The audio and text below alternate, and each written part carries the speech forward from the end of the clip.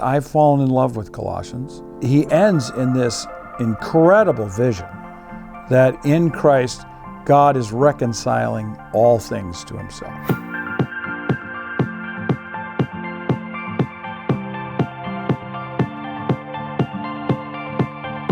Hi, I'm Rachel Baumberger with Eerdmans Publishing. I'm here today with Scot McKnight, who is the author of 2 new volumes in the New International Commentary on the New Testament, volumes on Philemon and Colossians. Welcome, Scot. Thank you, Rachel. Good to be with you. Now, this is not a new volume in this series. This is a replacement volume. These are replacement volumes for F.F. Bruce's 1984 commentary on Ephesians, Colossians, and Philemon. How has scholarship on these books changed in the last 30 years to the point that it really needs to be updated for the series? Well, there is no replacement for F.F. Bruce. No. Great scholar and wonderful Christian leader. But F.F. Bruce could write a commentary in about 250 words, 250 pages, I think was about the length of 3 commentaries on Colossians, Ephesians, and Philemon. Then Marcus Bart wrote 2 volumes just on Ephesians. So scholarship has exploded since the discovery of the Dead Sea Scrolls. The other thing is, I think we expect more of a commentary rather than just a sketch. People want to know more about each word. They want to know about each syntactical debate. They want to know about the history of discussion. And so it's become more complex to write commentaries. And I think that we expect more of one another as scholars, that will go beyond what F.F. Bruce did, that would just not be the kind of commentary the NIC brings out. So I think it changed dramatically when Gordon Fee wrote 1 Corinthians. Maybe it was William Lane's Mark, but when Gordon Fee wrote 1 Corinthians, that was a big step toward a more academically framed commentary rather than, say, simply an exposition. So, but on Colossians and Ephesians and Philemon, immense research has occurred. So much more discussion, so many more things to discuss, so many more scholars that one has to interact with. Mm-hmm. So now in this replacement volume, we're not getting 1 volume, but 3, and 2 of them are coming from you. Yeah. Including a standalone volume on Philemon. Yes. Why did you feel it was so important to take this opportunity to split these books out into their own volumes and especially give an entire volume's worth of attention to Philemon? Well, when Jan Pott asked me to write, he actually asked me if I wanted to write on all 3. And I thought, well, that would be, as it stood, 2 separate commentaries, and Ephesians is pretty big. I was more interested in Colossians than Ephesians, so I asked him if I could do Colossians and Philemon. The more I studied Philemon, the more I became convinced that we can't treat Philemon as the stepsister, stepbrother, little cousin of Colossians. And for 2 reasons. One is that it deserves its own place. It's a separate letter. It's not simply an appendix to one of Paul's other letters. But more importantly, we have intense discussion today about slavery in our world and the implications of this letter that deals directly with a slave and a slave owner. In Christian tradition, we're kind of gentle on Philemon. We don't often call him a slave owner, but he was. And on top of that, we have, in the history of the United States, New World slavery.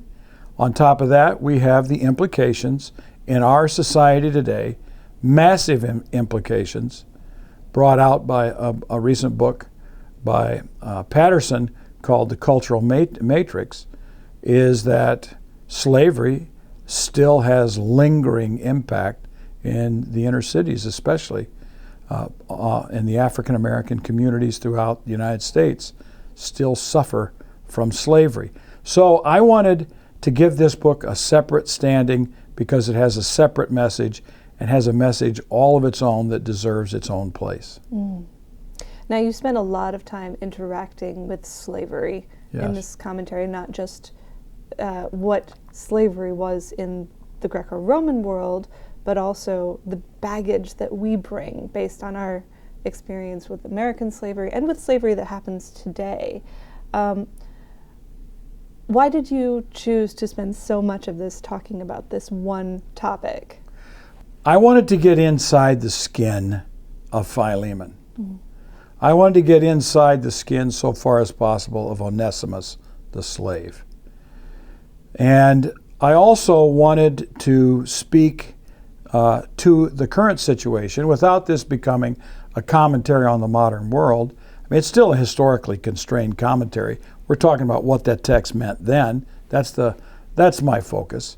But at the same time, I wanted people to be aware that the message of this book, that in the household of Philemon, Onesimus would no longer be treated as a slave, but as a brother. And Paul even says, and even more than that. We don't know all that means, but I wanted to get inside that skin and feel what it was like to hear that letter read in Philemon's household, in the presence of Onesimus and probably other slaves in that house, wondering, what's Philemon going to say? Because whatever he says has direct implications for the other slaves in the house.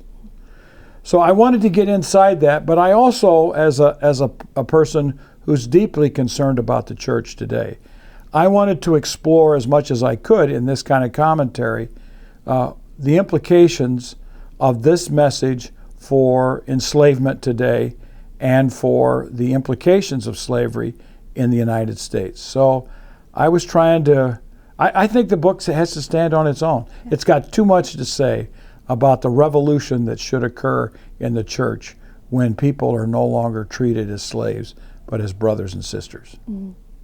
And yet, even despite this focus, this emphasis on understanding slavery as a key part of this letter and its world, you ultimately seem to think that the book isn't really about slavery at its heart, that its core message is something different. Well, it's about a slave mm-hmm. who's going to be treated in a different way in the household of Onesimus. But I don't believe that, the way I would put it is Paul was blind to the immorality of slavery. Mm-hmm. I don't think he saw slavery as immoral. We do. So and immediately this letter is distanced from us. It's no longer what we think. And so I approach the letter that way. I want to know what a letter that was locked in its time and space still is speaking to us.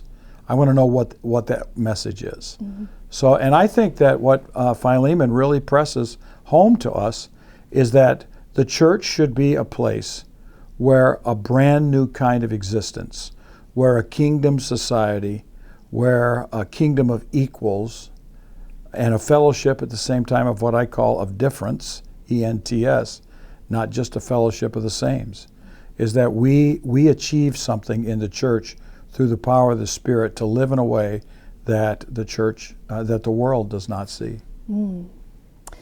Now, segueing a little bit, turning a corner into the other volume that is part of this replacement project, into Colossians.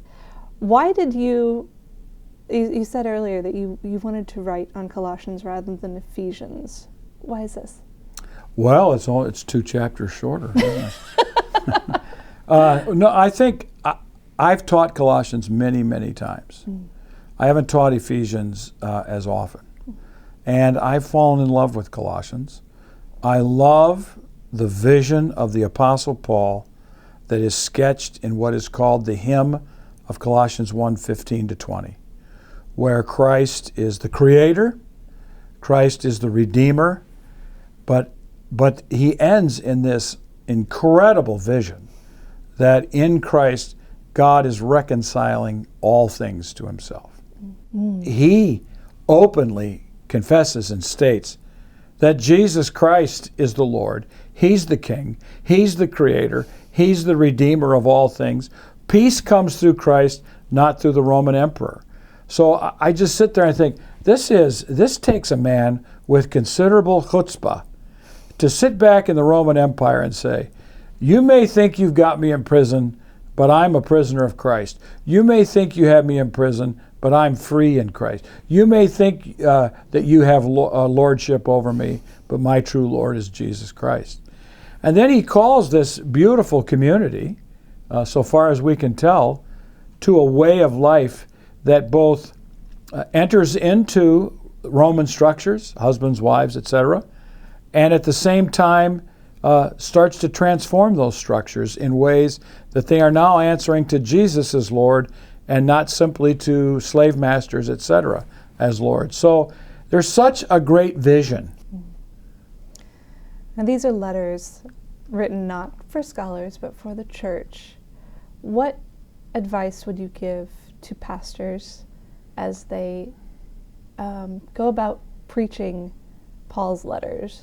I would give them two or three things. The first is, I would say, read the letter carefully from beginning to end, slowly, then begin to read the letter quicker and quicker so that you can read it in about 15 minutes, so that you get a feel for the whole letter. The second thing, I would urge pastors to perform the letter in their offices. In other words, imagine that they are, I think, perhaps Tychicus, the letter carrier and courier who probably read this letter to the church at Colossae. And therefore, he would have been coached to know what words to emphasize, what words to raise his voice on, what words to lower his voice on, which words to emphasize.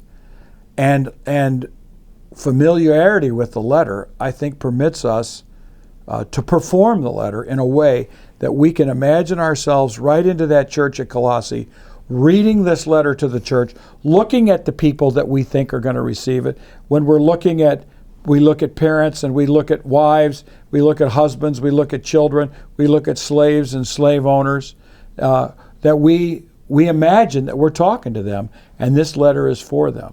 That'd be a second thing, in order to get the feel for how this letter was experienced in the first century. And then the third thing is, I would encourage them to pray over and through this letter to get to come into tune with what God is saying through this letter to our world today, because it has a lot to say in a lot of ways.